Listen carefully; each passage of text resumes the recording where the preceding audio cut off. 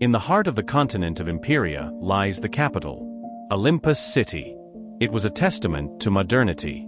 The hum of aerotaxis and the echo of conversations merged into a constant murmur of life.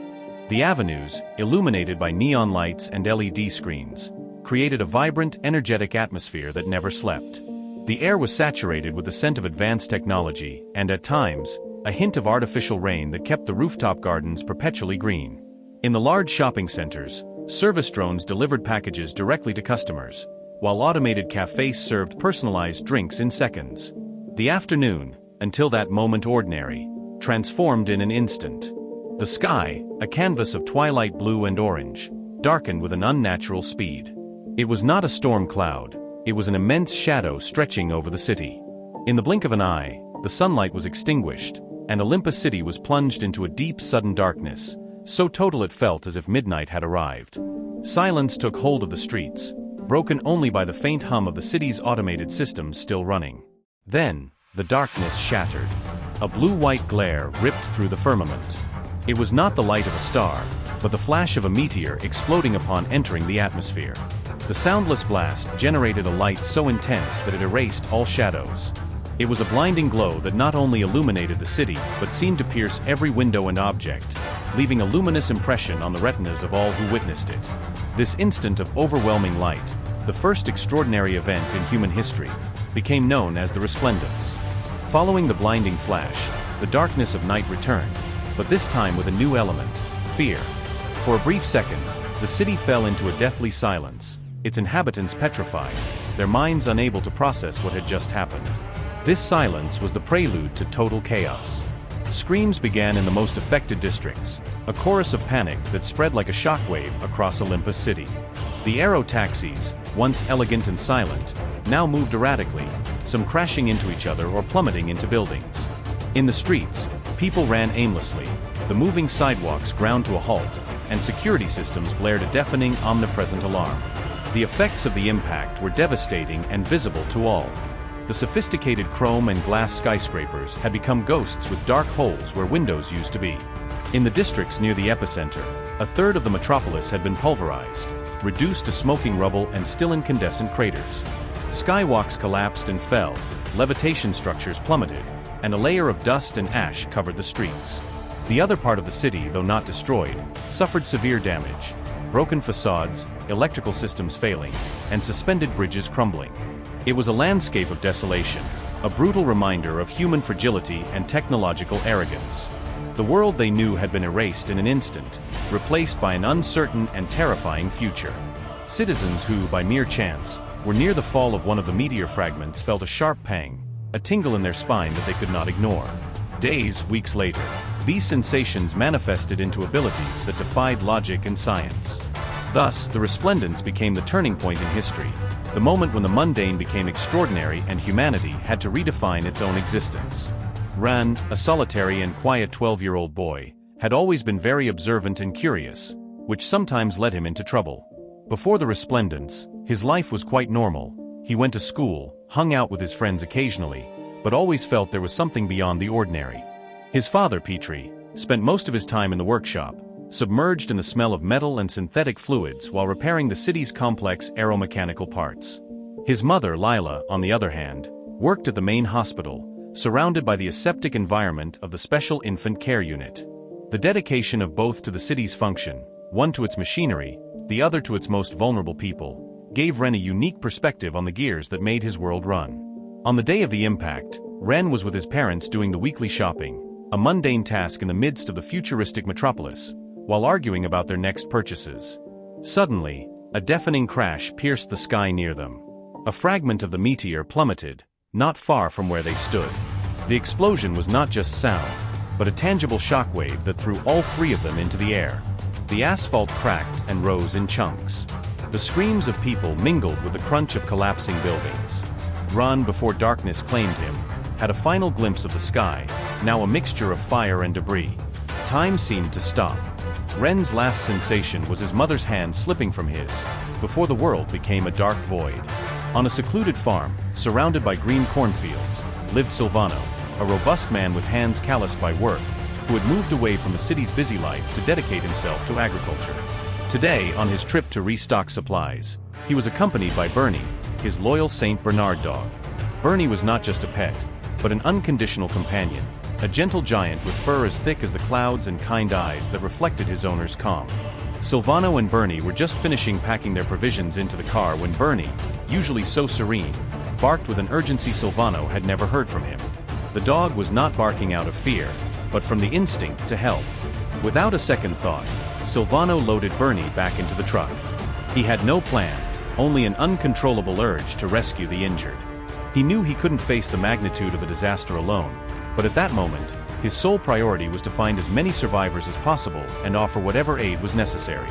Ignoring his own fear, he sped towards the chaos. Silvano cautiously approached the edge of the crater. The air smelled of burnt metal and disturbed earth.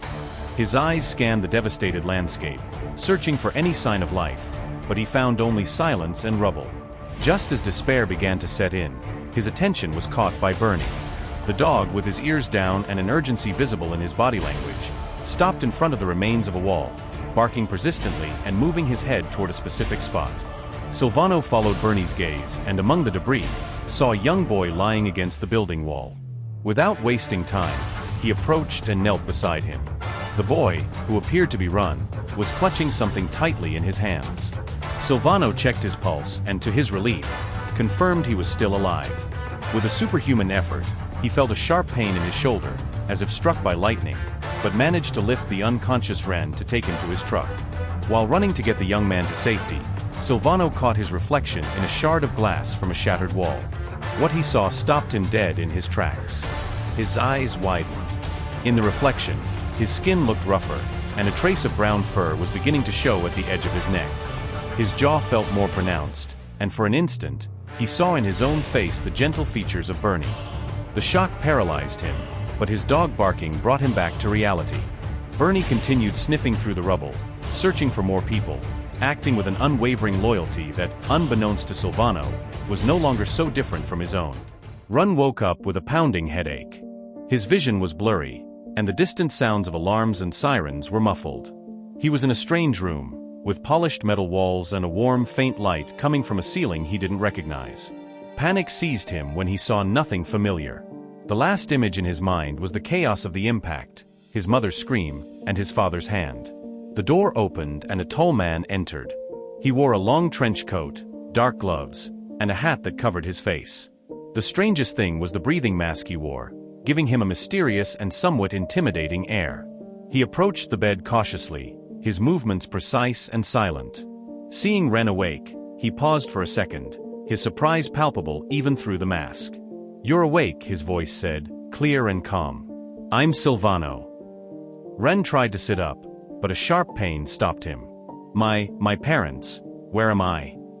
Silvano sat on the edge of the bed, his presence conveying a sense of control that Ren needed at that moment. "Easy, kid. Take a moment to breathe."